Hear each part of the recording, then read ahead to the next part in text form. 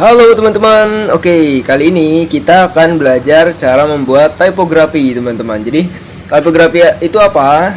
Sederhananya tipografi itu adalah sebuah ilmu yang menyusun teks huruf kata-kata menjadi sesuatu yang secara keseluruhan mempunyai arti, mempunyai makna dan secara visual menarik untuk dilihat gitu ya. Itu sederhananya menurut saya teman-teman. Jadi kalau teman-teman punya pengertian sendiri silakan, jangan ragu untuk mendefinisikan sesuatu teman-teman. Oke, jadi nanti kita akan membuat tipografi menggunakan teknik font. Jadi font yang akan kita custom di sini adalah namanya Cetak Kick ya. Jadi font ini saya download dari dafont.com ya. Teman-teman bisa lihat di sini lisensinya. Saya download secara gratis di dafont.com, personal use ya. Jadi ini hanya untuk kebutuhan personal, tidak boleh dijual ya.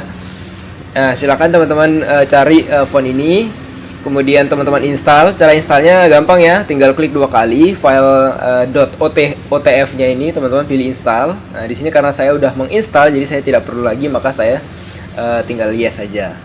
Oke, itu ya cara installnya. Jadi sebelum memulai desain ini, teman-teman install fontnya dulu. Setelah itu teman-teman langsung saja buat file baru di Photoshop teman-teman. File kemudian new, ukuran ya saya pakai 1920 saja teman-teman. Resolusi 300, kemudian teman-teman bisa pilih create. Oke, seperti ini. Kemudian pertama-tama yang ingin saya lakukan, saya akan membuka lognya background ini, klik 2 kali, kemudian teman-teman tinggal oke. Kemudian klik kanan, pilih blending option. Di sini ada yang namanya color overlay. Ya, teman-teman bisa setting warna backgroundnya misalnya merah atau hijau. Di sini saya gunakan hitam, teman-teman. Oke, jadi saya menggunakan warna gelap sebagai backgroundnya. Kemudian saya bikin satu layer lagi. Saya akan menggunakan text tool, teman-teman. Ya, kita bikin di sini misalnya teksnya adalah shoot ya. Nah, ini saya udah menggunakan font Cetak Kick ya. Ini nama fontnya itu di sini. Teman-teman bisa misalnya nggak harus font ini ya teman-teman, bebas ya mau font apa saja. Cuma di sini saya menggunakan font Cetak Kick sebagai sampel kita untuk latihan teman-teman. Seperti ini. Kemudian untuk mengganti warna, ini saya kebetulan udah warna putih ya. Kalau teman-teman ingin mengganti warna, caranya teman-teman seleksi semua blok ya, Ctrl A. Kemudian teman-teman tinggal ganti di sini misal warna biru atau apa itu ya. Di sini saya menggunakan putih teman-teman. Oke. Kemudian saya perkecil sedikit teksnya segini, mungkin saya senterkan. Oke. Nah, pertama yang ingin saya lakukan, saya akan membuat yang namanya shadow teman-teman. Jadi ini teks akan saya buat shadownya. Cara membuat shadow di sini kita cukup manual teman-teman. Jadi saya tidak menggunakan teknik khusus, tapi saya menggunakan yang namanya brush ya. Nah, sebelum menggunakan itu teman-teman klik kanan dulu layer shot ini, kemudian pilih convert to smart object. Nah, jadi sekarang tulisan shot ini udah bukan lagi udah bukan lagi sebuah teks, tapi menjadi sebuah shape ya ini. Oke, kemudian saya bikin layer baru. Kemudian layer baru ini saya klik kanan, pilih create clipping mask. Jadi nanti segala sesuatu yang kita bikin di layer 1 ini akan masuk mengikuti shape yang ada di bawahnya, yaitu layer shot ya. Oke, langsung saja. Pertama saya akan membuat shadow pada huruf S ya. Kita mulai dari huruf S ini. Ini teman-teman bisa perhatikan saya dulu. Jadi ini teman-teman pilih yang pad ya, jangan shape ya. Oke, kita bikin seperti ini teman-teman. Santai aja ya, kita bikin. Santai saja teman-teman, tidak usah buru-buru. Nah, kita bikin sebuah seleksi seperti ini. Kemudian klik kanan, pilih make selection. Kemudian teman-teman oke saja. Kemudian pilih brush ya. Di sini ada brush tool. Jenisnya pilih yang soft round. Warnanya hitam ya. Ini saya ganti jadi hitam. Seperti ini. Nah, kemudian teman-teman bisa perbesar sedikit. Kemudian gosokkan pada bagian sini. Nah, ini cara membuat shadow yang sangat-sangat manual teman-teman. Nah, seperti itu ya. Ini baru jadi huruf S teman-teman. Nah, di sini mungkin saya rasa kurang rapi ya teman-teman. Kita bisa rapikan lagi. Saya undo sedikit teman-teman. Seleksinya tadi kurang bagus. Saya ulangi aja ya seleksinya teman-teman. Oke, saya ulangi ya. Jadi teman-teman seleksinya lebih detail aja ya teman-teman. Nah, seperti ini. Oke, klik kanan make selection, oke. Kemudian pilih brush atau shortcutnya B. Kemudian teman-teman gosokkan di sini. Nah, Nah, gitulah cara membuat shadownya teman-teman. Kemudian Ctrl D untuk menghilangkan garis seleksi. Jadi ya. Kemudian yang kedua saya akan buat di sini. Jadi ini teman-teman menggunakan fill juga ya. Maksudnya kapan teman-teman harus menambahkan shadow di mana, teman-teman bisa kira-kira itu di mana ya. Apa yang saya lakukan ini kan saya mengira-ngira teman-teman. Mengira-ngira, tapi juga ada konsep dasarnya ya dalam membuat shadow ya. Nah, teman-teman perlu pelajari lagi itu. Di sini saya hanya mengajarkan teknik membuatnya teman-teman, seperti ini ya. Klik kanan, make selection, kemudian OK, kemudian pilih shortcutnya B, brush, kemudian kita gosok di sini. Nah, gitu teman-teman. Kemudian Ctrl D. Nah, ada kelihatan ya shadownya ya. Kemudian satu lagi di sini mungkin akan saya contohkan, nanti huruf lainnya teman-teman bisa bikin sendiri ya. Seperti ini saya bikin. Kemudian di sini. Nah, ketika teman-teman ingin mengcustom ini padnya, teman-teman bisa menggunakan ini ya, direct selection. Teman-teman klik titiknya, tinggal diatur lagi sampai pas sesuai dengan yang teman-teman inginkan ya. Jadi gampang saja teman-teman. Seperti ini.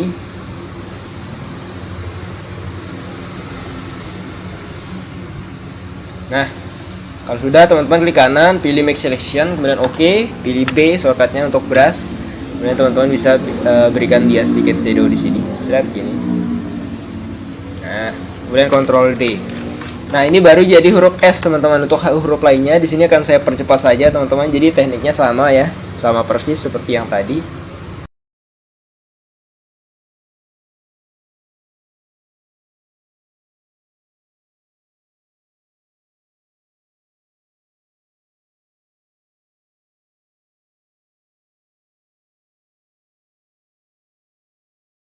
Nah, seperti ini teman-teman. Saya sudah selesai membuat shadownya. Jadi layer ini untuk shadownya tadi ya.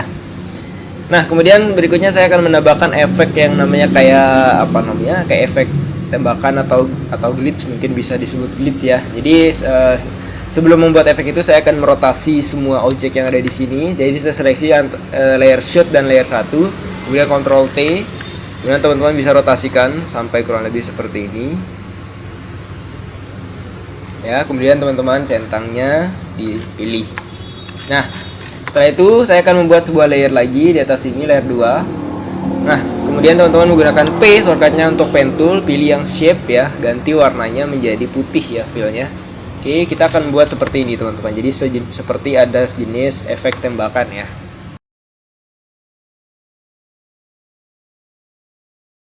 Nah, ini baru jadi satu shape. Kemudian untuk shape berikutnya, jadi kita biar tidak bikin layer baru, teman-teman pilih di sini, pilih yang combine shape ya. Di sini udah terpilih combine shape.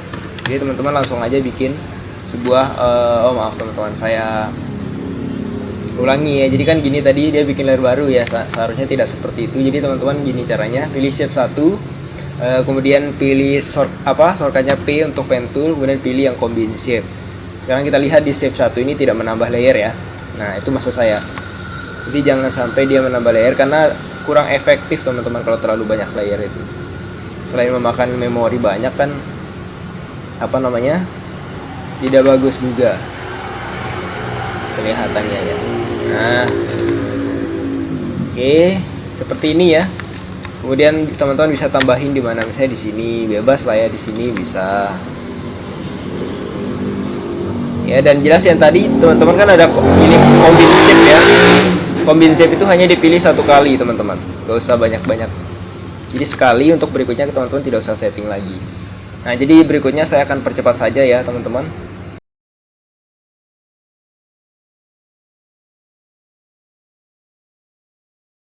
Oke, mungkin seperti ini saja teman-teman.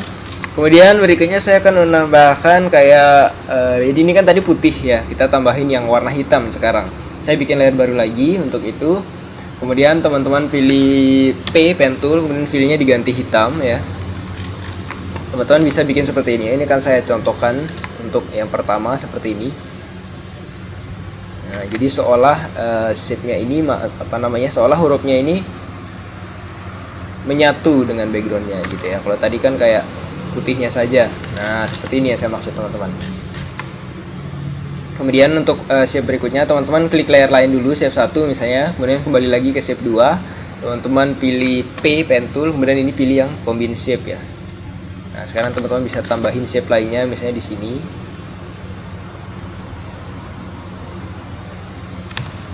Kemudian di sini bisa kita tambahin lagi. Tidak usah terlalu dalam-dalam ya hitamnya ini. Secukupnya saja.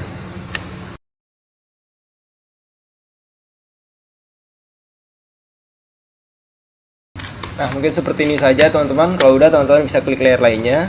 Nah, jadi seperti ini tampilannya ya. Kalau teman-teman ingin lebih detail lagi, teman-teman bisa tambahin ya. Mungkin saya cuma segini aja cukup ya. Nanti karena kalau terlalu banyak nanti lama saya jelaskannya teman-teman. Oke, seperti ini aja. Kemudian teman-teman putar lagi kembali shape ini seperti kondisi sebelumnya ya. Tadi kan gini, saya akan seleksi semuanya, kemudian Ctrl T, teman-teman bisa rotasi. Sebentar teman-teman, maaf.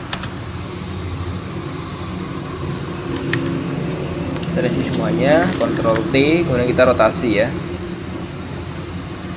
Nah, tadi kan kurang lebih seperti ini ya.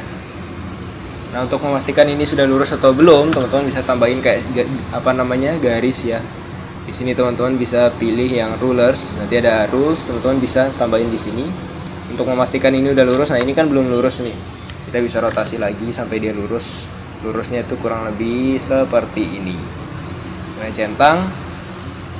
Nah, saya rasa ini udah lurus ya teman-teman. Oke, beres teman-teman. Kemudian garisnya bisa kita hilangkan lagi, tinggal seret. Nah, seperti ini. Shoot teman-teman. Mungkin saya bikinnya itu kurang terlalu rapi, teman-teman bisa bikinnya lebih keren lagi teman-teman.